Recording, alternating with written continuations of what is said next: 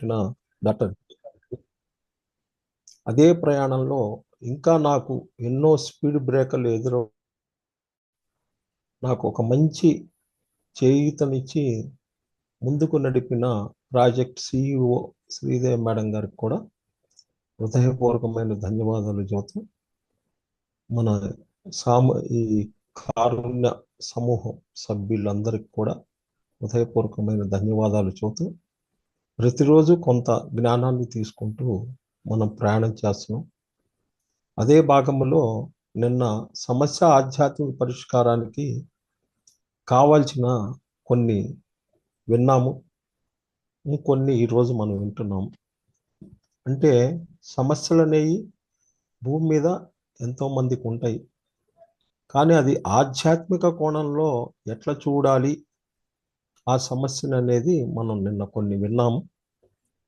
దాంట్లో ఫస్ట్ గుర్తుపట్టటము, ఆ సమస్య ఎట్లొచ్చింది అనేది ఫస్ట్ గుర్తుపట్టటము, ఆ సమస్యను అదే సమస్యగా గుర్తుపట్టి ఆ బాధ్యత మోస్తూ ముందుకు వెళ్ళటము, మరి ఆ సమస్యకు కావాల్సిన జ్ఞానము, ఆ సమస్య ఏ జ్ఞానం కావాలి, దానికి కావాల్సింది ఏంది అని మనం తెలియపరచటం, అది తెలుసుకున్న తర్వాత దాన్ని క్రమేణా ఆచరణ పెట్టడం, అది కొంత సమయం పట్టచ్చు, ఎక్కువ సమయం బట్టి ఆచరణ చేయటము అనేది ఫస్ట్ తెలుసుకొని దాని తర్వాత 5 ఫింగర్ కాన్సెప్ట్లో చెప్పాం, బ్రొటన్ వేలు ప్రణాళిక అని.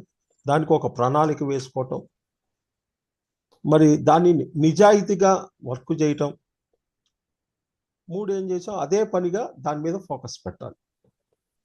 మరి ఈరోజు ఏం చేసుకుంటున్నామంటే ఆ యొక్క 4వ వేలు అనేది తర్వాత స్థితి వేలు, ఉంగరం వేలు అంటాము దాన్ని. మనసు ఇక్కడ ఇష్టాయిష్టాలు భీష్మించుకొని కూర్చొని ఉంటాయి.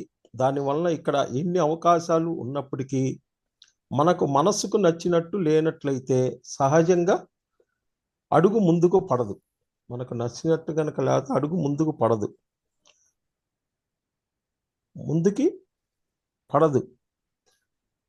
అక్కడ ఒక ఉదాహరణ తీసుకుంటే, అక్కడ ఒక 20 రకాల స్వీట్లు ఉన్నప్పటికీ మనకు నచ్చిన లేనట్లయితే మొత్తం స్వీట్లు అన్ని రకాలు తిరస్కరించే పరిస్థితి ఉంటుంది. ఎన్ని రకాలు ఉన్నా మనకు నచ్చింది లేదో దాన్ని తిరస్కరిస్తాం. అంటే ఇష్టాయిష్టాలు మనిషి యొక్క ప్రక్రియ, ఇష్టాయిష్టాలు మనిషి యొక్క ప్రక్రియ వలన మరింత పరిమితంగా వ్యవహరిస్తాం. ఎందుకంటే ఒక జీవిత కాలంలో ఇష్టాలు మరొక జీవితంలో అయిష్టంగా మార్పు చెందుతాయి. ఒక జీవితంలో ఉన్న ఇష్టాలు మరొక జీవితంలో ఇష్టంగా మారుతాయి. వర్తమానానికి విలువ ఇచ్చిన మన మనసుకు వచ్చిన దానిని సున్నితంగా పొందటం ఎప్పుడూ తప్పు కాదు. మన మనసుకు సున్నితంగా ఎప్పుడు తప్పు కాదు. ఇక్కడ సున్నితంగా అంటే మితిమీరిన కోరిక, అంటే తృష్ణ, అది లేకపోతే నేను లేను అన్న తత్వం, విషయవాంఛలకు సంబంధించిన వరకు మాత్రమే నుండి మనం బయటపడాలి. ఇక్కడ మెయిన్ విషయవాంఛల నుంచి బయటపడాలి. ఇలా పూర్ణాత్మ స్థితి నుండి అంశాత్మగా, అక్కడ నుండి బుద్ధిజీవులుగా మరింత స్థూలంగా మనసు కలిగి ఉండే స్థితి ఒక మెట్టు మనల్ని కిందకి దింపుతుంది. ఈ చూపుడు ఏది ఉంగరం వేలు, లాస్ట్ ఇది చిట్ట చివరి వేలు చిటికన వేలు. ఇది పూర్తి స్థాయి స్థూల పదార్థమైన శరీరం. ఇది లాస్ట్ ఇది ఈ శరీరము. మనసు స్థాయి వరకు వచ్చి మనకు నచ్చిందే ఉన్నప్పటికీ శరీరం సహకరించకపోవచ్చు.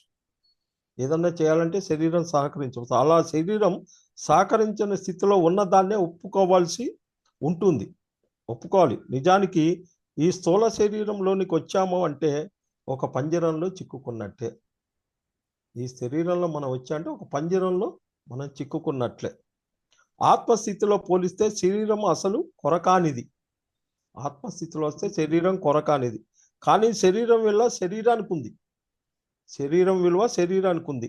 అది కూడా మూల చైతన్యం నుండి ఏర్పడిందే. అది లేకుండా అంశాత్మ ఈ భూలోకంలో అనుభవాలు పొంది పాఠాలు నేర్చుకునే అవకాశమే లేదు. శరీరం లేకుండా ఎట్లా అవకాశాలు లేకుండా ఎట్లా నేర్చుకుంటుంది? ఇలా పూర్తి స్వేచ్ఛాయుతమైన పూర్ణాత్మ స్థితి నుండి ఆటలో భాగంగా చెర విధించుకున్న అంశాత్మ యొక్క శరీరము స్థాయి వరకు గమనిస్తే ఒకదానికంటే మరొక మందకొడిగా విషయాల క్రింద లెక్క అందువల్లనే ఈ భూమిపై విషయాలన్నీ నెమ్మదిగా జరుగుతాయి. ఈ భూమి మీద ఏదైనా సరే విషయాలు నెమ్మదిగా జరుగుతాయి అన్న విషయాన్ని మనం ఒప్పుకొని తీరాలి. ఇంకొకటి, జరుగుతున్నది జరగబోతున్నది ఒకే సంఘటన. జరగబోతున్నది ఒకే సంఘటన. మరి అనేక మంది వ్యక్తులు, జీవరాశులు ఇంకా ప్రకృతిపై ఆధారపడి ఉంటుంది. అన్నీ కూడా ప్రకృతిపై ఆధారపడి ఉంటుంది. స్థూలంగా మనకు అది కనిపించదు. మనకు కనిపించదు. మనతో పాటే మిగతావన్నీ పరిణితి చెంది అంతా సిద్ధం అయ్యాకనే ఆ పని కార్యరూపం దాల్చుద్ది. అంతవరకు వేచి ఉండటం మన వంతు పని. మనం చేయటమే వివేకం అవుతుంది. ఇక్కడ నెమ్మది అనే స్థాయిని ఈ లోకంలో మనం ఉన్నదాన్ని అనుభవించటం కోసం మనకు మనమే ఏర్పాటు చేసుకుంది. ఇక్కడ మనం అనుభవించటం మన కోసం మనం ఏర్పాటు చేసుకుంది. పనులన్నీ రివ్వున అయిపోతే సంఘటనలు అనుభవించేది ఎన్నడు? అయిపోతే ఇంకా సమస్యలు ఎప్పుడు అనుభవించేది ఎన్నడు? కాబట్టి సమస్యలు వాటికి అవే ఒక నిర్దిష్ట సమయం గడిచాక అవుతాయని నిర్ణయించుకొని పురుష ప్రయత్నం మన పని మనం చెయ్యాలి. ఈ విధమైన అవగాహన సమస్య పరిష్కారానికి కావాల్సిన పుష్కమైన శక్తిని ఇస్తుంది. ఇంకా కాలేదని మనం పడే అర్థం లేని వేదనలో మనలోని సమస్య పరిష్కారానికి అవసరమైన శక్తిని మనం పూర్తిగా తోడేస్తుంది. ఇది ఈ 5 కాన్సెప్ట్లో 5 ఫింగర్స్లో పూర్ణాత్మ, ఇది ప్రణాళిక, మరి నిజాయితీగా ఉండటం, అదే పనిగా పనిచేయటం, నెమ్మదిగా చేయటం, స్థిరము అనేది ఆ యొక్క సమస్యకు కూడా ఈ 5 కారణాలు. ఫస్ట్ గుర్తుపట్టడం అనేది 4, ఈ 5 కూడా ఉంటేనే ఈ 9 కూడా ఆ యొక్క సమస్యకి మార్గాలు. దాని తర్వాత ఎట్లుండాలి ఆ సమస్యకి స్థిరంగా? ఎట్లా? ఏదైనా ఒక సమస్య పరిష్కార మార్గం మనం ఎన్నుకున్న ఆధ్యాత్మిక విధానంలో మనం ఆచరించవలసిన వాటిని సున్నితంగా నెమ్మదిగా ఎప్పుడూ చేసేటట్లు చూడాలి. స్థిరంగా చేసేటట్టు చూడాలి. ఒక కొత్త వరుడిని సృష్టించేటప్పుడు అది నెమ్మదిగా ట్రాక్ ఎక్కాలే తప్పగా అకస్మాత్తుగా చేయకూడదు. చాలా చాలా తక్కువ సందర్భాల్లో అకస్మాత్తు చేయటం జరుగుతుంది. పైగా చేసే పనిలో ప్రతిరోజు స్థిరంగా ఉండాలి, స్థిరంగా చెయ్యాలి. కొన్ని రోజులు లేదా కొన్నిసార్లు చేస్తున్నా కొన్నిసార్లు మానేస్తే దానివల్ల ఫలితం ఎన్నడూ లభించదు. చేస్తుంటారో ఆపేస్తున్న లభించదు. కొత్తగా మొదలుపెట్టిన ధ్యానము ఈ వారాంతంలో ఉదయం సాయంత్రం 20 నిమిషాలు, తర్వాత 30 నిమిషాలు, తర్వాత 40 నిమిషాలు, ఇలా ఒక పద్ధతిగా అలవాటు చేస్తూ కార్యక్రమం తప్పకుండా చేసినప్పుడు అది మనకు అలవాటుగా మన అంతర్భాగం అయింది. 20 నిమిషాలు, 30 నిమిషాలు, 40 నిమిషాలు ఎప్పుడైతే ఆపకుండా చేస్తుంటాం ఒక అంతర్భాగం అయింది.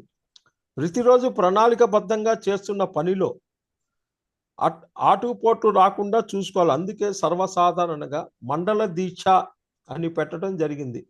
అంటే ఏ పని అయినా 40 రోజులు క్రమం తప్పకుండా చేయటం వలన అది మనకు ఒక అలవాటుగా మారిపోతుంది. ప్రతిరోజు క్రమం తప్పకుండా ధ్యానము, ఆధ్యాత్మిక పుస్తక పఠనం చేయాలి. ఎన్నుకున్న పనిని మధ్యలో ఆపివేయటం, మళ్ళీ మొదలు పెట్టడం కాకుండా స్థిరంగా ప్రతిరోజు కొన్నాళ్ళ పాటు క్రమబద్ధకం చేయాలి. ఆపకుండా కంటిన్యూషన్ చేయాలి. చేసే పని మీద పట్టు సాధించాలి. పని మనలో కంట్రోల్ చేయకూడదు. మనం పనిని మన కంట్రోల్లో పెట్టుకోవాలి, మన కంట్రోల్లో ఉండాలి. పూర్తి అవగాహనతో ఆనందిస్తూ పని చేసినప్పుడు క్రమేపీ అది అలవాటుగా మారిపోతుంది. ఇలా పైన తెలిపిన విధంగా శారీరక, మానసిక, సాంఘిక తలాల్లో ఏ సమస్య అయినప్పటికీ దాన్ని ఎంచుకొని ఆయా సందర్భాల్లో లేదా ఆయా సమయాల్లో ఆ స్థాయిని గుర్తించే ఆచరణలో పెట్టడం ద్వారా ఆ సమస్యపై పట్టు సాధించగలం. అంతేకాక సమస్య ముందు, మధ్యలో సమస్య తీరక ఎప్పుడు అంతా అర్థమవుతూ స్థితప్రజ్ఞతో ఆనందంగా మలగటమే నిజమైన విషయం. ఇక్కడ స్థితప్రజ్ఞతతో మనం ఉండాలి. ఏది? స్థిరంగా ఉన్నప్పుడు స్థితప్రజ్ఞతతో ఉండాలి.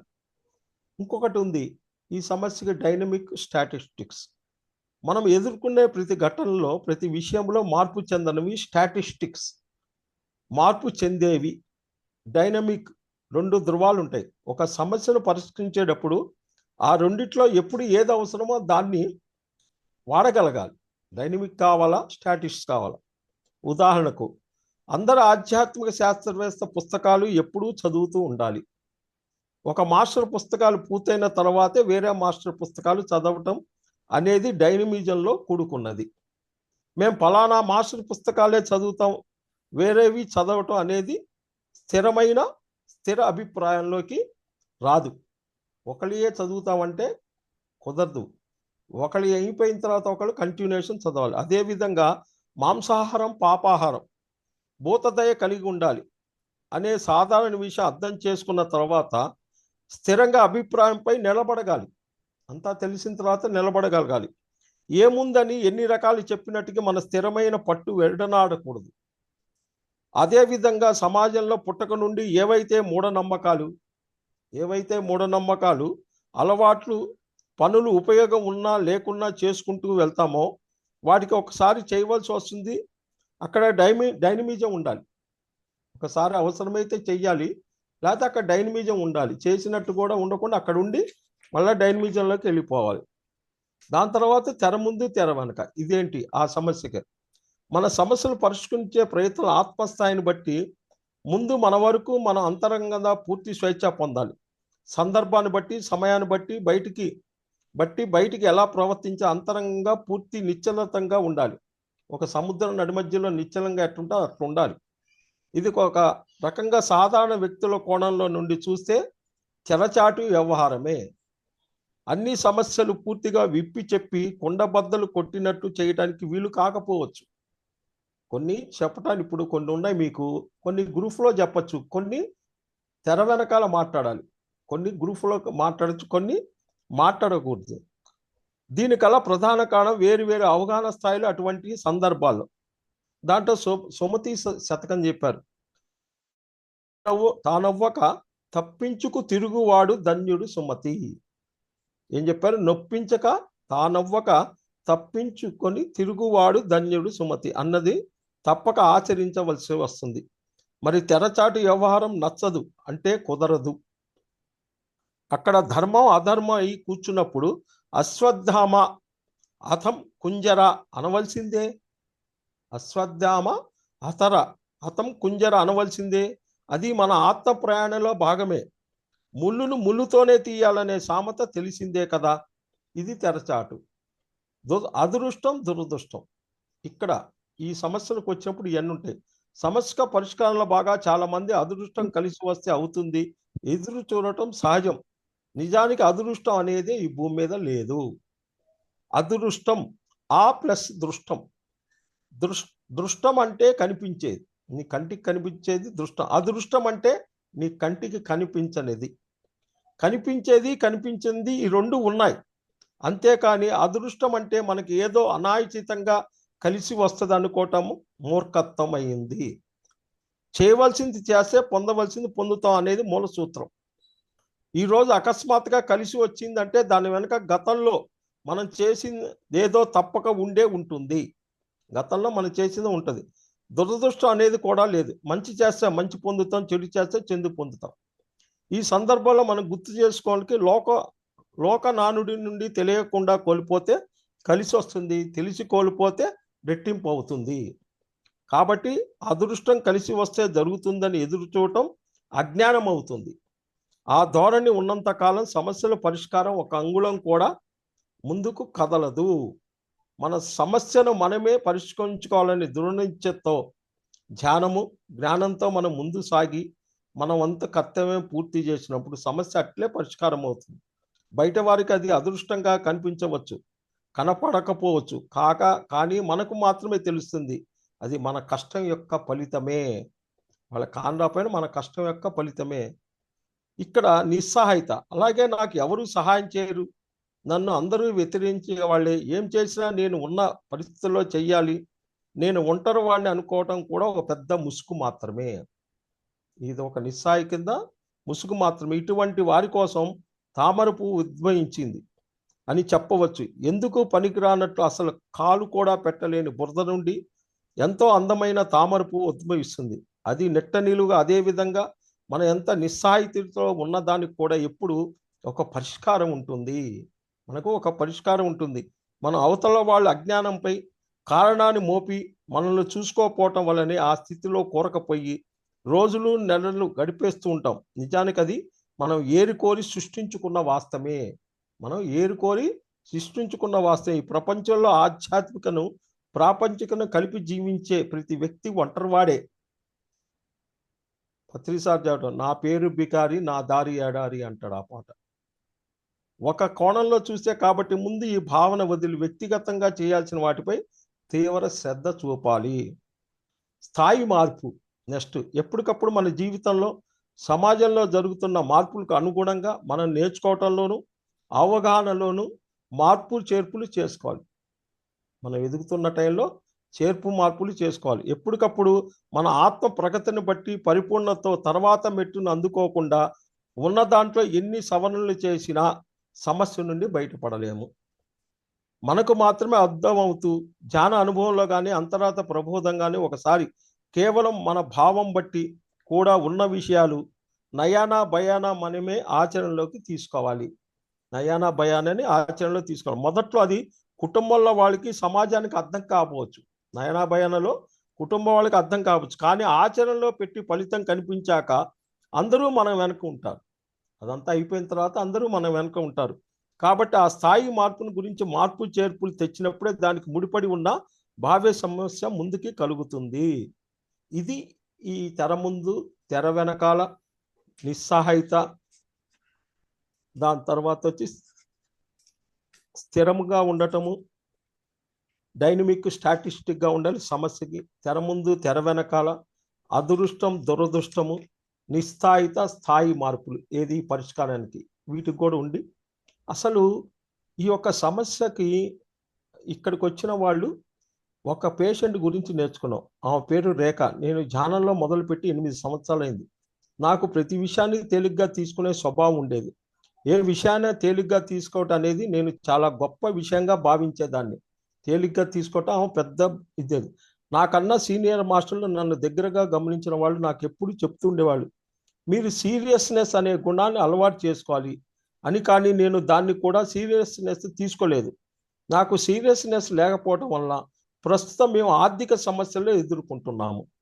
నేను ప్రతి చిన్న విషయానికి ఎక్కువగా ఆవేదనకు గురి అయ్యేదాన్ని. ఒక చిన్న విషయానికి కూడా ఎక్కువగా ఆవేదనకు గురి అయ్యేదాన్ని. ఇలాంటి సమయంలో సమస్య ఆధ్యాత్మిక పరిష్కారం పుస్తకము కోసం గ్రూపులో ఎక్కువ చర్చించుకోవడం జరిగింది. ఆ పుస్తకం చదివిన ఇద్దరు ఈ పుస్తకం చాలా డెప్త్గా ఉంది, ఒకసారి చదివితే అర్థం కాదు అని అన్నారు. కానీ నేను ఆ విషయాన్ని కూడా తేలిగ్గా తీసుకొని ఒకసారి చదివి చూద్దామని చదివాను. కానీ మొదటిసారి అర్థం కాలేదు. 2-3 సార్లు చదివాక ఆ పుస్తకం నాకు అవగాహన రావటం మొదలైంది. అప్పుల్లో నాకు సీరియస్నెస్ లేకపోవటం అనేది సమస్య. నేను గుర్తించిన ఏ విషయాన్ని తేలిగ్గా తీసుకోకూడదని తెలుసుకొని సీరియస్నెస్ను అలవాటు చేసుకోవటం అనే దాన్ని మీద వర్క్ చేయటం, సీరియస్నెస్గా సీనియర్గా స్టార్ట్ చేశాను. ఆ సమస్య గుర్తించి అదే సమస్యగా భావించి ఉన్నప్పుడు నేను చేయవలసిన పనుల్లో నాకు రావటం మొదలైంది. నాకు లోపల నుండి వేమన పద్యాలు కంఠస్థం చేయటం చెయ్యాలని, సంగీత సాధన మానకుండా చెయ్యాలని ఎక్కువగా అనిపించడం మొదలైంది. వెంటనే వాటిని ఆచరణ మొదలుపెట్టాను. రోజువారీ ప్రణాళికలో పెట్టుకొని రోజు ఉదయం 4 గంటల నుంచి రాత్రి 10 గంటల వరకు నేను చేయాల్సిన పనులు రాసుకొని వాటి సమయాన్ని వృధా చేయకుండా నాకు నేను నిజాయితీగా చేయటం మొదలుపెట్టా. నాకు దానిని తగ్గట్టుగానే వేమన పద్యాలు వచ్చాయి. అలా రోజు మొత్తం మీద 12 పనులు చేయాలని ప్రణాళిక వేసుకుంటే 8 పనులు మాత్రమే పూర్తి చేయగలిగేదాన్ని. అయినా నిరుత్సాహపడకుండా సీరియస్నెస్ అనే గుణాన్ని అలవరచడం కోసం ప్రతి చిన్న విషయాన్ని సీరియస్నెస్గా తీసుకొని చేయటం మొదలుపెట్టాను. 20 రోజులలోనే నేను 5,000 రూపాయల జీవితాన్ని అర్హత సంపాదించుకొని ఏవైతే నన్ను ఇబ్బందులు గురి చేస్తున్న ఆర్థిక సమస్యలు ఉన్నాయో వాటి నుండి బయటపడగలిగాను. భావ్యంగా కనిపించే ప్రతి సమస్యకు ఆధ్యాత్మికంగా మనలో పరిష్కారం ఉందని అనుభవపూర్వకంగా తెలుసుకోగలిగాను. అద్భుతమైన ఈ జ్ఞానాన్ని ఇచ్చిన చిన్న పుస్తకం ద్వారా నాకు అందించిన డాక్టర్ జీకే గారికి ఆత్మ ప్రణాళికలు తెలియజేస్తున్నాయి. ఇది అనుభవం ఆమెకి. అంటే ఆమెలో సీరియస్నెస్ గుణం లోపించిన వల్ల ఆ సమస్యకి ఆర్థిక సమస్యలో చేసుకొని దాన్ని చిన్నంగా తీసుకొని దాన్ని అన్నీ కూడా ప్రణాళికలు దాన్ని ఎట్లా ఆచరణ చేయాలో అన్నీ చేసినప్పుడు దాంట్లో నుంచి బయటపడతాం అయింది. నెక్స్ట్ మనం వచ్చేసరికి ఈరోజు ఇంకో కాన్సెప్ట్ కూడా తీసుకుంటున్నాం. మనం ఆధ్యాత్మిక మార్గంలోకి వచ్చిన తర్వాత ఎలాంటి సేవలు చేయాలి, ఈ సేవలలో ఏదన్నా తేడా వస్తే ఎలాంటి డిసీజెస్ వస్తాయి అనేది కూడా మనం ఈ కాన్సెప్ట్లో తెలుసుకుందాం. ముందు మాట, చేతి సమస్యలతో బాధపడేవారు ముఖ్యంగా తెలుసుకోవాల్సిన అంశం 3 రకాల సేవ.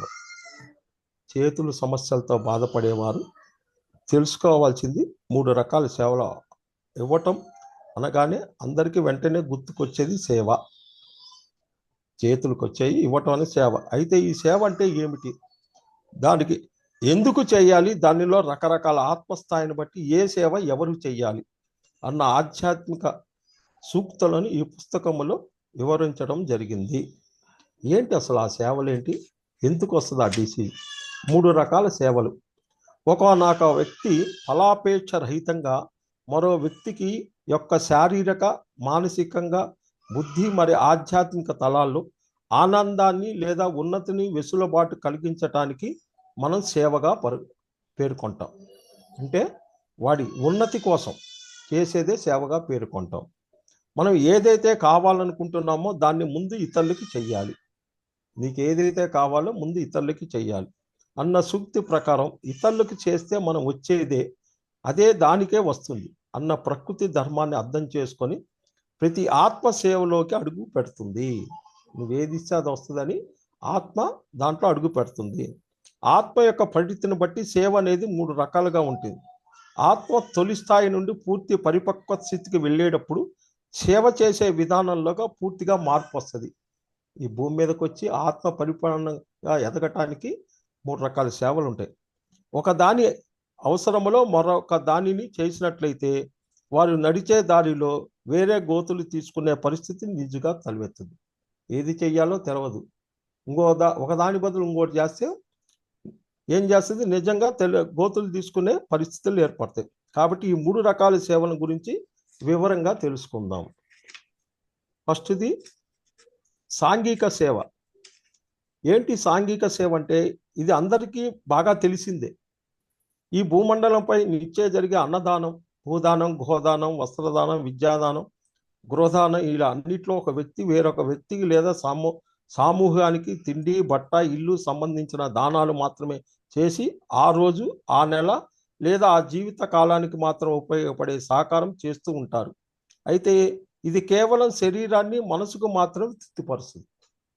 ఈ సేవలన్నీ కూడా శరీరానికి, మనసుకే తృప్తిపరుస్తుంది. నిజానికి ఆత్మ తొలి దశల్లో తీసుకునే జన్మల్లో దీన్ని సరైన సేవగా పరిగణించవచ్చు. భూమి మీద ఫస్ట్ తీసుకున్న జన్మలో సరైన సేవగా పరిగణించు. ఈ గుణం అలవర్చుకోవటానికి అవతల వ్యక్తి నేను ఒకటే, ఇతరులకు సేవ చేయటం ద్వారా మాత్రమే మన ఆనందం పొందగలము అన్న సత్యాన్ని తెలుసుకోవటానికి చేసేదే ఈ రకమైన సేవ. అవతలోడికి ఏదో చేస్తే అనే దానికి నిజమైన సేవ, ఆ రకమైన సేవ ఇది. అంటే ఫస్ట్ దశలో ఉంటుంది ఇది. ఆకలితో ఉన్నవాడికి అన్నం పెట్టడం, బట్టలు లేని వాడికి వస్త్రదానం మొదలైనవి ఇలా భావ్య సంతృప్తిని వెనువెంటనే కనిపించే ప్రయోజనాలు దృష్టిలో పెట్టుకొని చేసేదే సాంఘిక సేవ. అప్పుడప్పుడు ఆకలి తీరిపోద్ది, అప్పుడప్పుడు ఈ బట్టలు కావాలంటే ఇస్తాం, అలాంటిదే నిజమైన సేవ. అయితే ప్రతి వ్యక్తి ఉద్యోగ ధర్మాన్ని కలిగి ఉండి వారి కాళ్ళ మీద వారు నిలబడేటట్టుగా వారి ఉదర పోషణార్థం కొంత డబ్బు సంపాదించటం ఎంతైనా అవసరం. అది కరెక్టే, ఎంతైనా అవసరం. అయితే మనం పేదగా పుట్టాలా, ధనికులుగా పుట్టాలా, మధ్యవర్గీయులుగా పుట్టాలా అనేది పైన నిర్ణయించుకొని వస్తాం. ఈ డిజైన్ అంతా మనం నిర్ణయించుకొని వచ్చాం అనేది మూల ఆధ్యాత్మిక సూత్రలో నిర్వివాదమైన అంశం. ఇలా తన కాళ్ళ మీద తను నిలబడిన స్థితి నుండి దిగజారి చేయి చాచే పరిస్థితి ఎందుకు వస్తుంది, దిగజారి చేయి చాచే పరిస్థితి ఎందుకు వస్తుంది అని లోతుల్లోకి పరిశీలించినప్పుడు వెన్నకున్న ఆధ్యాత్మిక కారణం తెలియటం మొదలవుతుంది. అప్పుడు వస్తుంది వాడికి ఏదన్నా వచ్చినప్పుడు ఆధ్యాత్మిక కారణం ఏంటని తెలుసుకోవాలి. నెక్స్ట్ ఏంటి, శరణాగతి సేవ. ఏంటి సేవ అంటే పైన పేర్కొన్న సాంఘిక సేవలో మాదిరిగానే ఇక్కడ తిండి, బట్ట, ఇల్లుకి సంబంధించిన సేవల్నే ఇక్కడ కూడా చేయటం జరుగుతుంది. కానీ అవి ఒక దేవుడి ముందో లేదా పటమో, విగ్రహమో లేదా స్వామీజీ పెద్ద గురువులు సమక్షంలో జరుగుతాయి. అక్కడ వేరు, ఇక్కడికి ఒక పటం పెట్టుకోనో ఒక స్వామీజీ సమక్షంలోనే ఇక్కడ జరుగుతాయి. దానివల్ల సహాయం పొందేవాడు తాను తీసుకున్న సహాయానికి మూలం ఆ ఫలానా భగవంతుడు లేదా ఆ గొప్ప వ్యక్తి అని అతని ముద్ర తనపై పడి ఒక రకమైన భక్తి భావం ఏర్పడి తన సమస్యలకు సంబంధించిన వరకు ఈయన తీర్చగలడే నమ్మక వ్యవస్థ ఏర్పరచుకుంటాడు. అంటే అక్కడ ఏంటి, ఒక ఫోటో పెట్టి ఒక స్వామీజీ పెట్టి ఇవన్నీ చేసినప్పుడు వాడి మనసులో ఏం పడుద్దంటే ఓహో ఈ మనిషే తీర్చగలడు, ఈ దేవుడే తీర్చగలడు, ఇట్లాంటి ఆధారపడే తత్వం అనమాట. అంటే ఒక రకంగా శరణాగతి అనేది ఒక అద్భుతమైన పాఠం ఇక్కడ నేర్చబడుతుంది. మరింత విపులంగా ఒక నాస్తికుడుగా ఉన్నవాడు ఆస్తికుడుగా మారే అవకాశం కూడా ఇక్కడ 100కి 100 పాలుంది. నాస్తికుడి నుంచి ఆస్తికుడుగా మారుతారు. వాస్తవం నిజం నిలకడ మీద తేలుతుందన్న నానుడి ప్రకారం సమస్యల్ని వాటిని కొంత సమయం అలా వదిలేస్తే వాటికి అవే కాలాంతరంలో పరిష్కరించబడతాయి. దీనినే మనం కాలమే సమాధానం చెబుతుంది. మనం ఏం చెప్తాం? కాలమే సమాధానం చెబుతుంది అంటాం. ఇక ఇలా కాలం మీద ఆధారపడినవి మరి మాటికి అమ్మో నాకెంత కష్టం వచ్చింది, నేను ఎలా జీవించాలి అని 1-10 సార్లు కష్టాన్ని తలుచుకొని బాధపడి ఉన్న కాస్త శక్తిని ఓడగట్టుకుంటారు. కాస్త శక్తిని మాట్లాడుతూ ఓడగొట్టుకొని సమస్య పరిష్కారానికి కావాల్సిన శక్తిని సంకల్పము లేక మరింత దిగజారే పరిస్థితులు ఉన్నవారి సమస్యలు ఈ శరణాగతి ద్వారా అద్భుతంగా పరిష్కరించబడతాయి. సంకల్పము బలం లేక ఇదైతే నా సమస్య భగవంతుడో లేదో స్వామీజీనే తీరుస్తారు, నేను నిమిత్త మాత్రుడే అంటాడు వాడు. వాళ్ళే తీరుస్తారు, నేను నిమిత్త మాత్ర అని సమస్య మొత్తం వాళ్ళ పాదాల వద్ద ఉంచి పూర్తిగా రిలాక్స్ అయ్యి తమ పని తాము చేసుకుంటారు. అక్కడ వదిలేసి తమ పని తాము చేసుకుంటారు. వెళ్తే వారికి తప్పక వెంటనే కానీ కొన్ని రోజులు కానీ ఆ సమస్య పరిష్కారం అవుతుంది. దీని కారణం 3. అవి ఏంటి? కాలం వల్లనే తీరే సమస్యలు వాటికి అవే తీరటం. 2, మానసిక సమస్యను పదే తలుచుకొని శక్తిని తద్వారా పరిష్కారం కావాల్సిన సంకల్ప బలాన్ని పోగొట్టుకోవటం. సంకల్పానికి కావాల్సిన శక్తిని పోగొట్టడం. 3, సాంఘిక సేవలో ఉన్న వాళ్ళు దేని మీద ఆధారపడకుండా నేను అంతటినీ బాధ్యతలని భ్రమించి సమస్యల వలయంలో వర్తమానంపై దృష్టి నిలపలేక మరిన్ని సమస్యల్లో చిక్కుకుంటారు. కాబట్టి శరణాగతి సేవ అనేది సాంఘిక సేవ కన్నా చాలా ఉన్నతమైనది. కానీ ఒక స్థాయి దాటిన తర్వాత ఇదే జ్ఞాన నేత్రానికి ఒక పెద్ద అడ్డుకట్టుగా తయారవుతుంది. దివ్య నేత్రానికి ఒక పెద్ద అడ్డుకట్టుగా తయారవుతుంది. దాని తర్వాత వచ్చేలోకి ఆధ్యాత్మిక శాస్త్ర సేవ. ఆత్మపరంగా ఎవరిని వాడినే ఉద్ధరించుకోవాలని భగవద్గీత శ్రీకృష్ణ వాడు చెప్పిన, నీ వాస్తవానికి నువ్వే సృష్టికర్తని సేతుమహానుభావుడు చెప్పిన అన్నిటి సారాంశం ఒకటే. అది ఎవరిని బాగు చేయలేరు, అలాగే పాడు కూడా చేయలేరు. ఎవరిని వారే ఉద్ధరించేవారు. కాబట్టి నిజానికి సేవ అనేది కేవలం ఒకరి అనుభవం మరొకరికి పంచి ఇవ్వటం మాత్రమే జరుగుతుంది.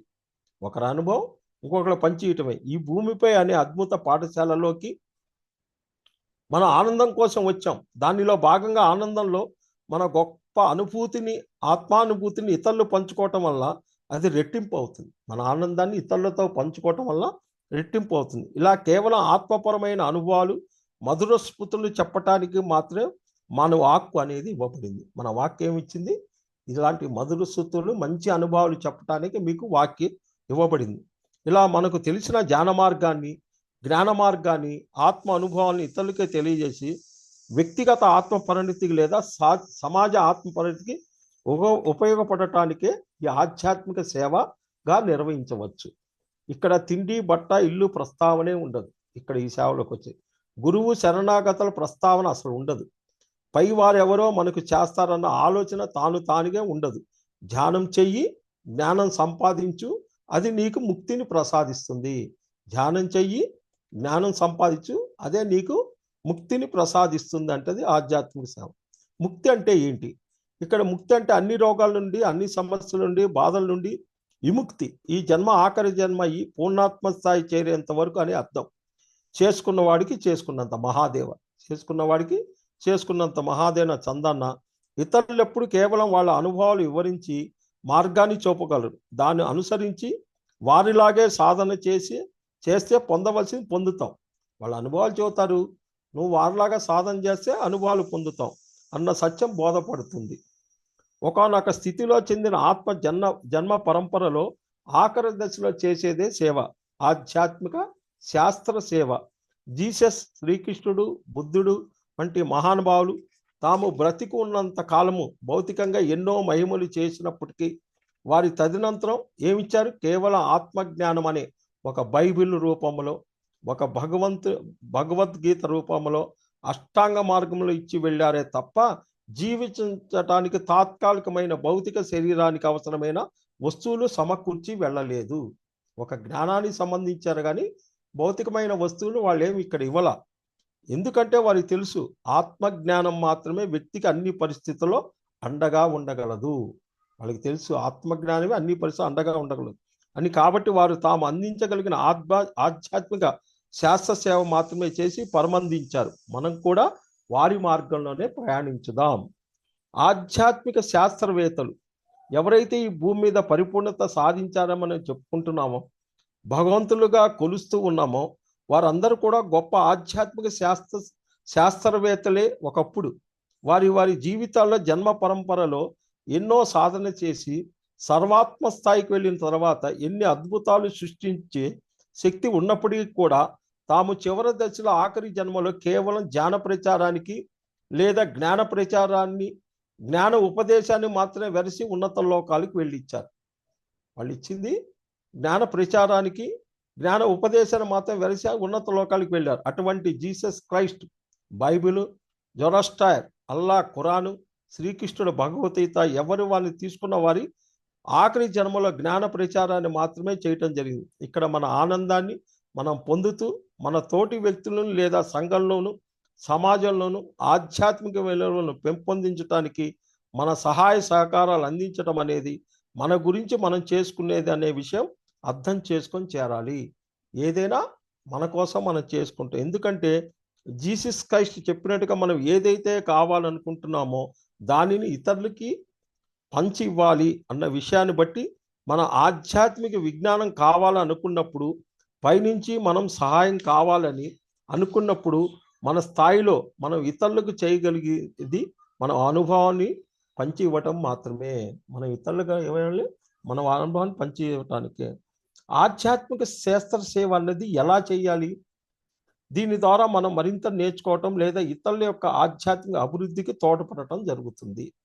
వెరసి ఆధ్యాత్మిక శాస్త్ర సేవ అనేది నేర్పటానికి కావలసిన అన్ని సదుపాయాలు అంటే ధ్యానం క్లాసులు చెప్పటం, కొత్త వాళ్ళకి ధ్యానం నేర్పించటం, ధ్యాన ప్రచార రథాలతో గ్రామీణ ప్రాంతాలకు వెళ్ళి అక్కడ 10 మంది జ్ఞానం పంచటం, పిరమిడ్ ధ్యాన మందిరాలు నిర్మించటం మరియు వాటికి తోడ్పాటు మొదలైనవన్నీ మన ధ్యాన అనుభవాలు పుస్తకం రూపంలో ప్రచురించటం, దాన్ని అందరికీ పంచి ఇవ్వటం, అదేవిధంగా ధ్యానకర పత్రాలు పంచటం, అలా ఆత్మజ్ఞానాన్ని పెంపొందించడానికి కావాల్సిన అన్ని రకాల కార్యక్రమాలు మనం పంచుకోవడం ద్వారా ఈ ఆధ్యాత్మిక శాస్త్ర సేవ అనేది మనం చేసినట్లు అవుతుంది. నిజానికి ఆధ్యాత్మిక శాస్త్ర సేవ అనేది చేయటం కోసం ఎన్నో విషయాలు తెలుసుకోవాల్సిన అవసరం లేదు. ధ్యానం అంటే కేవలం శ్వాస మీద ధ్యాస అన్న విషయాన్ని ఒకసారి మనం ధ్యానం నేర్చుకున్న తర్వాత శాకాహారం అనేది శరీరానికి సరైన ఆహారం అన్న విషయాన్ని, పిరమిడ్లో ధ్యానం చేయటం వల్ల 3 రెట్లు ఎక్కువ శక్తి పొందవచ్చు అనేది మౌలిక విషయాలను తెలియజేస్తే చాలు. అహం బ్రహ్మాస్మి నుండి సర్వతా ఉన్న భగవత్వత్వం తెలుసుకోవటానికి ఇందులో ఆధ్యాత్మిక శాస్త్ర సేవ మొత్తం ఇమిడి ఉంది. ప్రజ్ఞానం బ్రహ్మ అంటే విశేషమైన జ్ఞానం ఏదైతే ఉందో అదే భగవంతుడన్న వేదాల యొక్క సారం మనకు తెలిసిన తర్వాత దాన్ని ఆచరణలో పెట్టడం వల్ల ఆధ్యాత్మిక జ్ఞానాన్ని పొందటం ద్వారా మన అహం బ్రహ్మాస్మి అంటే నేనే దేవుడు, జీవుడే దేవుడు అన్న అద్భుతమైన విషయాన్ని తెలుసుకుంటాం.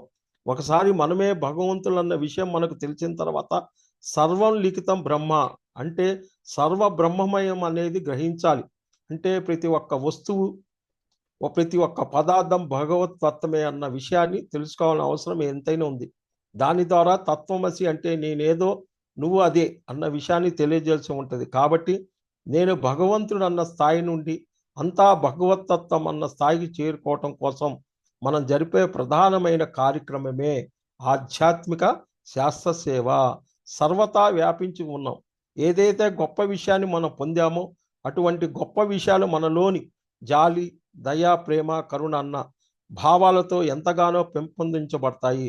అదేవిధంగా వ్యక్తిగతంగా యొక్క రక్తమాంసాలతో కూడుకున్నటువంటి ఈ దేహం మరి వ్యక్తిగత ప్రాణశక్తి క్షేత్రానికి పరిమితం కాకుండా సర్వతా వ్యాపించి ఉన్న అన్న విషయాలు తెలుసుకోవాలంటే ఈ చైతన్యం అంతా విస్తరించి ఉన్నామన్న విషయం మనకు తెలియటానికి అవతల వ్యక్తికి మనం కలపగలిగేటువంటి ఒక గొప్ప ప్రక్రియ ఆధ్యాత్మిక శాస్త్ర సేవ.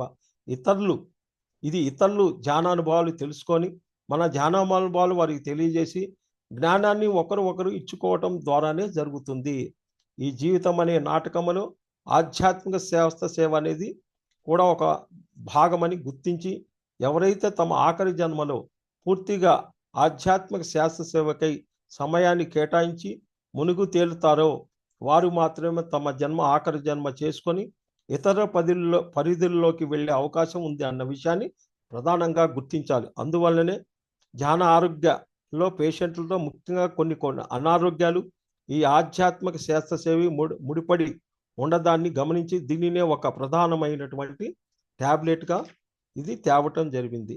దీనికి ఏమొస్తాయంటే ఎక్కువగా చేతికి సంబంధించిన అంటే ఏ సేవలో ఉన్నాం ఈ సమస్యలు కొన్ని వస్తాయి, వాటికి తెగింపే ఉండదు.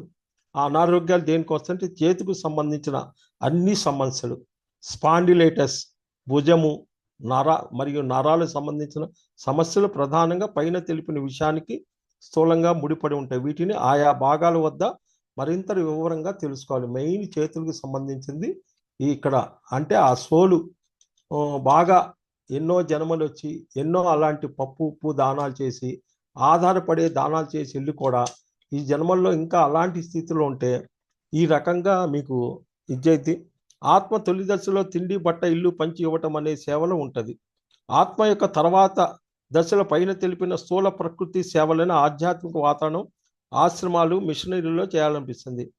ప్రారంభంలో తెలిసేంత వరకు తిండి బట్ట ఇల్లు మత ఇతర సేవలు ఉన్నప్పటికీ ఒకసారి జ్ఞానం మరి ధ్యానం విలువ తెలిసాక పూర్తిగా ఆధ్యాత్మిక సేవ వైపు మళ్ళాలనేది ముఖ్య అంశం.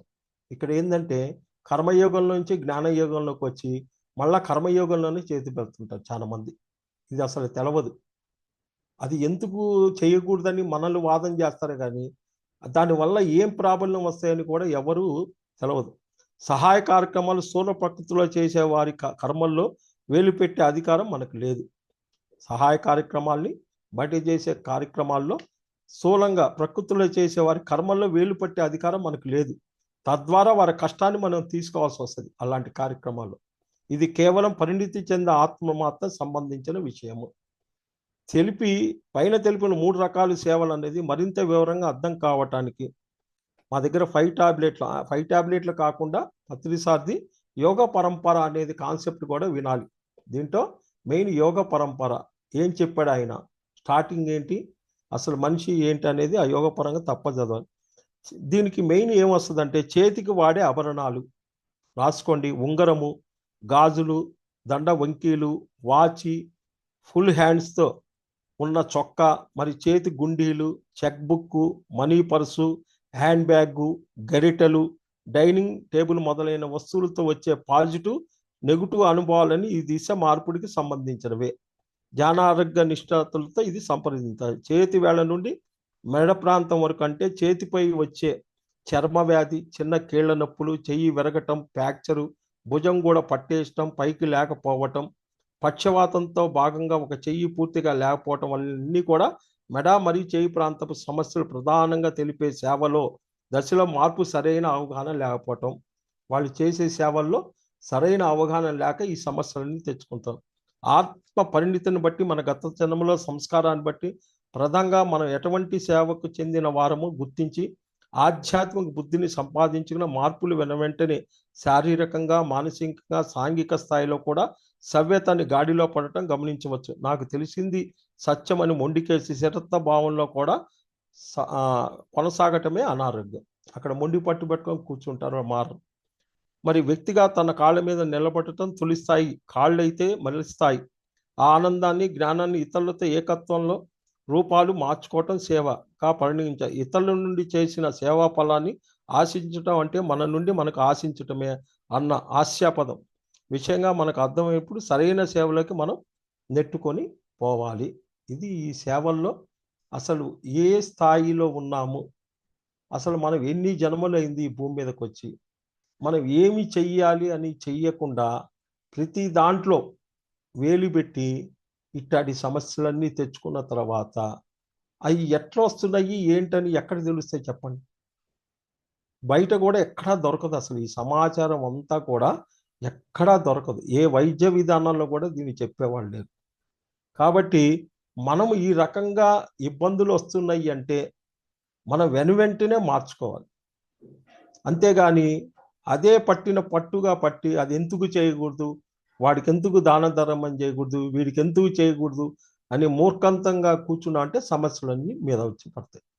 Thank you, thank you, thank you madam.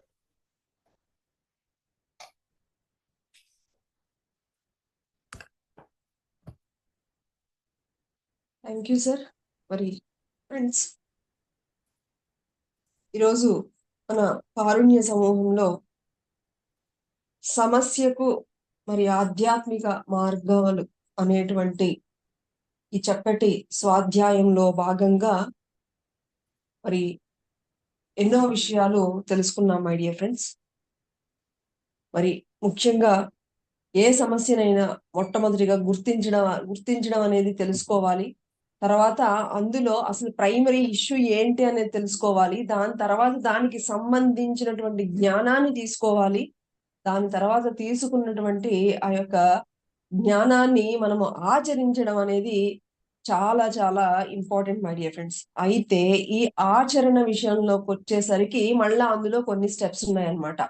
ఏంటి అంటే ప్రతిదీ కూడా ఒక చక్కటి ప్రణాళికాయుతంగా మనం వెళ్ళాలి. అది ఏదైనా సరే మనందరికీ తెలుసు. ఏ పని చేయాలన్నా సరే కూడా ఫస్ట్ ప్రణాళిక అనేది చాలా చాలా ఇంపార్టెంట్. ఈ ప్రణాళికలో అసలు ఆ సమస్య అసలు మన సమస్యనా? లేకపోతే అది అసలు దానికి అసలు ఎంత సమయం పడుతుంది? దాని మీద ఒక పూర్తి అవగాహన ఇవన్నీ ఉంటేనే మనం ఒక చక్కటి ప్రణాళిక అనేది వేసుకోగలుగుతాం. వేసుకుంటే సరిపోదు. దాని తర్వాత దాని పట్ల చిత్తశుద్ధి, నిజాయితీ ఉండాలి మై డియర్ ఫ్రెండ్స్. ఆ నిజాయితీ ఉన్నప్పుడే మనము దానికి సరియైనటువంటి సమయాన్ని ఇవ్వగలుగుతాము. మరి మనల్ని మనము ఎప్పుడు కూడా సీరియస్‌నెస్‌గా తీసుకుంటూ పట్టుదలగా చేసినప్పుడు దాన్ని పొందగలుగుతాము. అంతే కాకుండా దాని యొక్క బుద్ధి విచక్షణ జ్ఞానంతో వెళ్ళాలి మనం. సో, అలాగా చేసుకుంటూ వెళ్ళిన తరువాత దాని యొక్క ఫలితము మరి నెమ్మదిగా వస్తుంది. అంటే నెమ్మదితనం అన్నమాట. అంటే మనం చేసుకుంటూ వెళ్తూ ఉన్నప్పుడు అది ఏదైతే రావాలో అది మనకి వస్తుంది. సో, దాని గురించి ఎప్పుడు గూడా మనము అలాగే దాని తర్వాత స్థిరత్వం. అంటే ఏదైనా ఒకటి ఒకరోజు చేసి 4 రోజులు చేయకుండా కాకుండా దాన్ని ఏదైనా సరే కన్సిస్టెన్సీ అనేది ఉండాలనమాట. సో, ఈ విధంగా మరి ఏదైనా ఒక సమస్యని గుర్తించడం ఎలాగా, దాన్ని ఏ విధంగా ఫాలో అవ్వాలి అనేటువంటి చెప్పేటువంటి మార్గంలో మరి ఈ యొక్క మన యొక్క స్థూల శరీరం గురించి అంటే మన యొక్క 5 వేళ్ల గురించి కూడా చెప్పడం జరిగింది. అంటే ఈ చిటికెన వేలు స్థూల శరీరము, అలాగే ఈ యొక్క రింగ్ ఫింగర్ అనేది మనస్సుకి, మిడిల్ ఫింగర్ అనేది ఇంటెలెక్చువల్‌కి, అలాగే ఈ యొక్క చూపుడు వేలు అనేది అంశాత్మల గురించి, అలాగే బొటన వేలు అనేది పూర్ణాత్మ స్థితి గురించి. సో, ఈ విధంగా ఈ ఉన్న స్థాయిలన్నింటినీ కూడా తెలుసుకుంటూ మరి అంతే కాకుండా ఆ యొక్క సమస్యను మరి ఆహ్, మనము ఏ విధంగా తీసుకోవాలి. కొన్ని అంటే దానిలో కూడా కొన్ని పాయింట్స్ అన్నమాట. అది ఎలాగా అంటే డైనమిక్ గానా, స్టాటిస్టిక్స్ గానా, అలాగే కొన్ని తెర ముందు, తెర వెనకాల, అలాగే దాని గురించి అదృష్టము, దురదృష్టం అనేవి ఏమి ఉండవు అని, అలాగే నిస్సహాయత, అలాగే మరి స్థాయి మార్పుల గురించి ఎప్పటికప్పుడు మనం పెంచుకుంటూ వెళ్ళాలి. అలాగే ఎలాంటి నిస్సహాయత లేకుండా మన యొక్క స్థితిని ఎప్పుడూ కూడా పెంచుకుంటూ దురదృష్టం, అదృష్టం అనేవి ఏమీ లేకుండా మనం చేసుకుంటూ వెళ్ళాలి అనే విషయాలని మరి ఈ యొక్క ప్రతి ఒక్క సమస్యగా కూడా మరి దానికి ఆధ్యాత్మిక మార్గము ఏ విధంగా కనుక్కోవాలి, దానికి ఏ విధంగా మనం రీచ్ అవ్వాలి అనేటువంటి విషయాల్ని తెలుసుకున్నాము. అలాగే ఆహ్, సేవ గురించి కూడా తెలుసుకున్నాం మై డియర్ ఫ్రెండ్స్. మరి ఈరోజు మరొక అద్భుతమైన టాపిక్ సేవ. అంటే పత్రి సార్ చెప్తూ ఉంటారు. సేవ అనేది మనం ఫస్ట్ క్లారిటీ తెచ్చుకోవాలి అని అంటూ ఉంటారు. మన ఇంట్లో వాళ్ళకి, మన పేరెంట్స్‌కి మనం చేసేది సేవ కాదమ్మా. ఎప్పుడు కూడా మనం అంటూ ఏమీ తెలియని వాళ్ళకి, ఏమి ఎక్స్‌పెక్టేషన్స్ లేకుండా చేసేదే సేవ అనేది ఫస్ట్ మనం ఆ క్లారిటీ తీసుకోవాలి మై డియర్ ఫ్రెండ్స్. చాలా మంది ఇంట్లో పేరెంట్స్‌ని చూసి అబ్బా! మేమేదో సేవ చేసేస్తున్నాం అని చెప్తూ ఉంటారు. అది కాదు. అలాగే ఉద్యోగం చేస్తాం మేమేదో సర్వీస్ చేసేస్తున్నాం అంటారు. ఉద్యోగానికి కూడా డబ్బులు తీసుకుంటున్నాము. ఫస్ట్ సేవ అని అంటే ఏంటో క్లారిటీ తెచ్చుకోండి అని ఎప్పుడు కూడా పత్రి సార్ చెప్తూ ఉంటారు. సో, ఈ సేవ అనేది ఇంతే కాకుండా అనేక ఆధ్యాత్మిక పుస్తకాల్లో మనం పరిణితి చెందామనేది కూడా ఎలా తెలుస్తుంది అంటే మన యొక్క సేవా తత్పరతను బట్టే మనకు తెలుస్తుంది మై డియర్ ఫ్రెండ్స్. దాన్ని బట్టి మనం ఏ స్థాయిలో ఉన్నాము అనేది తెలిసిపోతూ ఉంటుందన్నమాట. అయితే ఈ సేవలో కూడా 3 రకాల సేవల గురించి ఇక్కడ చాలా చక్కగా చెప్పడం జరిగింది. మొట్టమొదటిది వచ్చేసి సాంఘిక సేవ. అంటే ఒకానొక సాత్విక గుణంలోకి వచ్చిన తర్వాత ఈ ఈ యొక్క సేవ గూడా సాంఘిక సేవ గూడా అందరూ చేయలేరు మై డియర్ ఫ్రెండ్స్. ఒకానొక ఆత్మ కొంచెం పరిణితి చెందిన తర్వాత మొట్టమొదట ఆకలితో ఉన్నవాడికి అన్నం పెట్టడం, లేనివాడికి బట్టలివ్వడం అనేవి ఇలాంటివి మనం జనరల్‌గా ప్రతి ఇంట్లోనూ చూస్తూ ఉంటాం. ఇది ఏంటంటే జనరల్‌గా అందరూ మరి మనం చూసేటువంటి సాంఘిక సేవ. ఇది కేవలం ఏంటంటే అన్నము ఆ శరీరానికి తృప్తినిస్తుంది. బట్టలిస్తే ఆ మనసుకు తృప్తినిస్తుంది. ఇలాంటివన్నీ గూడా ఈ సాంఘిక సేవలోకొస్తాయి. నెక్స్ట్ వచ్చేసి శరణాగతి సేవ.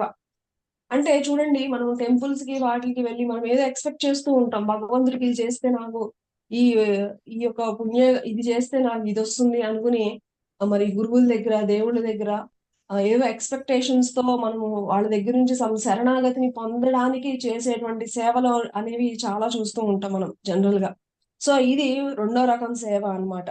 ఇక మూడోది ఏంటంటే ఆధ్యాత్మిక సేవ. ఈ మూడవ సేవలో ఇక్కడ క్లారిటీ వచ్చేస్తుంది మై డియర్ ఫ్రెండ్స్. ఇక్కడ ఈ ఆధ్యాత్మిక సేవలో నాయన ఇదంతా కూడా కర్మ సిద్ధాంతము. నువ్వు ఏది చేస్తే అది వస్తుంది.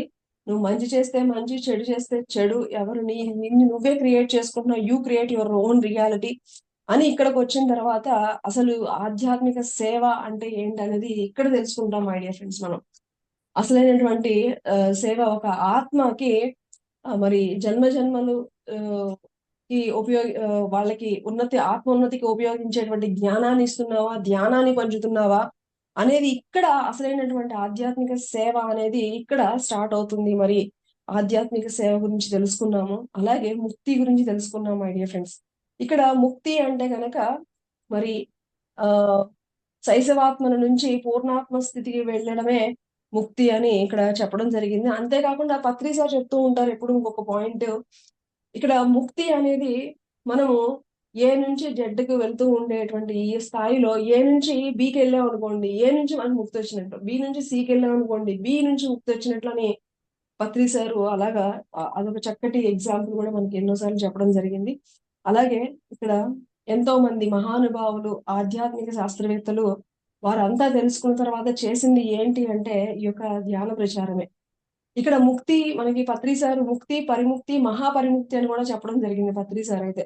మన ఇంటికొచ్చే వాళ్ళకి చెప్పే వాళ్ళకి ముక్తి మన ఇంటికి మన దగ్గరికి వచ్చే వాళ్ళకి చెప్పడమైనప్పుడు ముక్తి అని, మనకంటే ఈ దూరంలో ఉన్న వాళ్ళకి కూడా మనం వెళ్లి చెప్తే గనక మరి పరిముక్తి అని, అలాగే ఈ విశ్వంలో అందరికీ కూడా ఆహ్, వాళ్ళ యొక్క స్థితిని పెంచడానికి మనము చేసేది మహాపరిముక్తి అని, అదే నిర్వాణము, పరినిర్వాణము, మహాపరినిర్వాణం అని గూడా మనం పత్రి సార్ దగ్గర నుంచి ఎన్నో సార్లు మనం తెలుసుకున్నాము.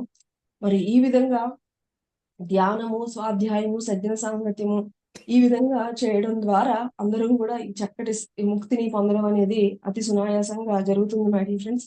మరి ఈ మహానుభావులు తెలుసుకున్న తర్వాత అందరూ ఫైనల్‌గా చెప్పేసింది ఏంటి అంటే తేల్చి చెప్పింది, "శ్వాస మీద నాయన ఇది తెలుసుకోవాలంటే ఏమీ చేయక్కర్లేదు. శ్వాస మీద ధ్యాస పెట్టు. నీలో ఉన్నటువంటి ఆ జీవుడే దేవుడు అని తెలుసుకో. అహం బ్రహ్మస్మి అంతా ఉన్నదంతా గూడా మరి ఈ విశ్వంలో ఫస్ట్ మనల్ని మనం దేవుడిగా తెలుసుకోవడం. తర్వాత ఈ విశ్వంలో ప్రతి ఒక్క దానిలోనూ ఉన్నదే భగవంతుడే అని తెలుసుకోవడం. మరి ఈ యొక్క జ్ఞానంతోనే మనమే యొక్క దేవుళ్ళం అని తెలుసుకోవడము. సో, ఫస్ట్ మనల్ని మనం తెలుసుకోవాలి. తర్వాత ఈ విశ్వం అంతా గూడా ఉన్నదంతా గూడా భగవంతుడు అని తెలుసుకోవడమే అని మరొక్కసారి చక్కగా తెలుసుకున్నాం మై డియర్ ఫ్రెండ్స్. మరి ఈ విధంగా మనము ఈరోజు ఆహ్, సమస్య ఆధ్యాత్మిక పరిష్కారాలు అలాగే సేవ, ముక్తి గురించి ఎంతో చక్కగా తెలుసుకున్నాం మై డియర్ ఫ్రెండ్స్. మరి ఈరోజు అలాగే మరి ఈ సేవలలో మరి అంటే మనకిక్కడ స్పిరిచ్యువల్ టాబ్లెట్స్ అంటేనే స్పెషాలిటీ ఏంటి అంటే, మన యొక్క ప్రతి ఒక్క అనారోగ్యానికి గల కారణాలు తెలుసుకోవడమే ఈ యొక్క స్పిరిచ్యువల్ టాబ్లెట్స్ యొక్క స్పెషాలిటీ మై డియర్ ఫ్రెండ్స్. ముఖ్యంగా ఈ యొక్క మన ఆహ్, చేతి నుంచి మెడ వరకు వచ్చేటువంటి ప్రాబ్లమ్స్ అన్నీ గూడా దీనికి సంబంధించి అంటే మనం ఆ సేవ చేసేటువంటి ఎక్కడో లోపం ఉంటేనే మరి ఇవన్నీ వస్తాయని చెప్పేసి మరి ఈరోజు స్పిరిచ్యువల్ టాబ్లెట్స్‌లో ఈ యొక్క జ్ఞానాన్ని తెలుసుకున్నాం మై డియర్ ఫ్రెండ్స్. మరి ఈ జ్ఞానాన్ని అందించినటువంటి రామాంజనేయులు గారికి మరొకసారి కృతజ్ఞతలు తెలుపుకుంటూ thank you sir. Thank you. Thank you madam.